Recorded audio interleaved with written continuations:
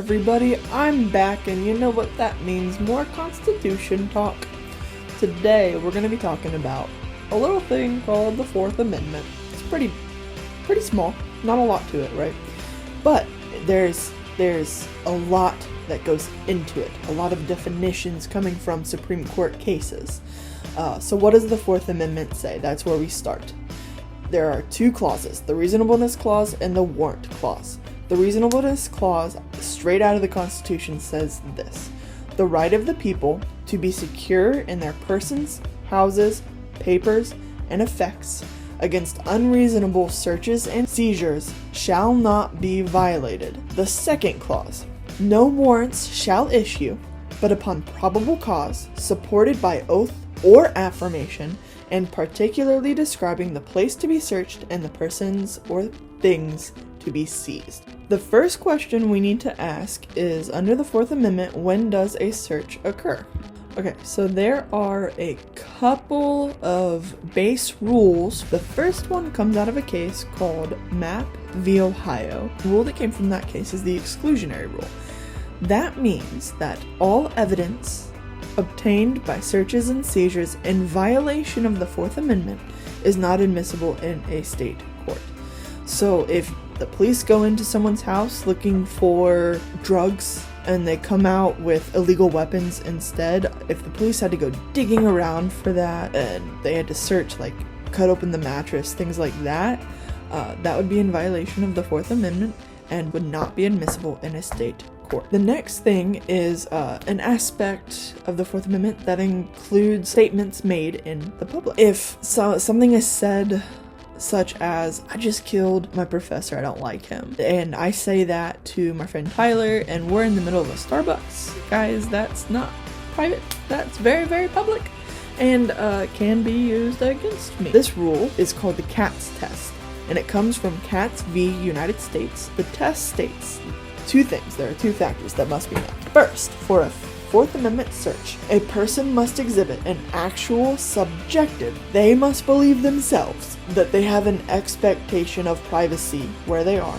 And two, that subjective expectation of privacy is one the public believes exists as well.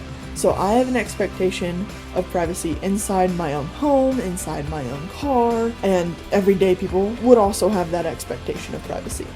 I do not, however, have an expectation of privacy when I'm walking down my street or out in the store or in public somewhere, and general people would not have that expectation of privacy as well. That's how the Katz test works. The third general rule for searches and seizures occurs when defining the difference between an open field and curtilage.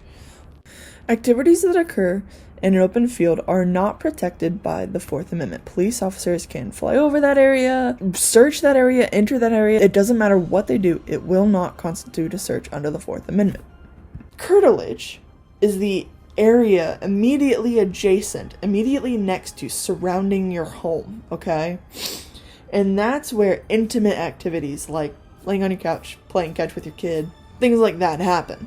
That area is protected, and there are 4 factors that go into defining curtilage or not. Proximity. So how close is the land around your home that you're trying to say is protected? Is it enclosed with a fence? How do you use it? Do you use it for grilling out, playing catch, or kickball, or water balloon fights, whatever you do? And what protective steps were taken to protect that? If there's a window looking into your living room, do you have blinds that block out the view? Do you have a fence up? Do you have a privacy fence up that's 6 feet tall and no one can see through it? It all depends on how you set up your area. I'm sure you guys have seen on the news or other places that the police use dogs for searches. When is this allowed is the question. So canine searches are sui generis, its own kind. Canine searches are limited both in information obtained and the manner the drug sniffing dogs are used. So in one specific case, Illinois v. Cabales, it involves a traffic stop. Alright, so during the stop, the police say, alright, we're gonna use a drug sniffing dog to search your car. This is okay as long as the traffic stop is not longer than a general traffic stop would be. So if an average traffic stop is 15 minutes, then you have 15 minutes to do your check and bring in the drug sniffing dog to search the car. If it goes over that average 15 minutes, then it's an unconstitutional stop. You cannot sit there and say, hey, I'm gonna call in a canine unit, and they're like 20 minutes away, and you stall. And the police officer would stall you, say, no, you can't go yet, no, you can't go yet, so they can get the drug sniff dog there. That's not okay. You cannot do that. When can a drug sniffing dog, a canine police officer, be used to search your home? This rule comes from the case Florida v. Jardines. The detective takes the dog up onto the porch, and the dog alerts at the base of the door. Is that a search? The answer is yes. Why? Because the detective took the dog up onto the curtilage. We just talked about curtilage, right? The porch of your surrounding your door, that area is part of your intimate personal space that cannot be searched by police officers without a warrant. Police officers might be able to use a drug sniffing dog outside of a hotel room, because is that really curtilage? Some courts say no, it's not, and other courts say yes, it is. So that was some general information on the Fourth Amendment, like when searches occur sometimes. For more information, getting more in depth into searches and seizures, check out the next video. See you later.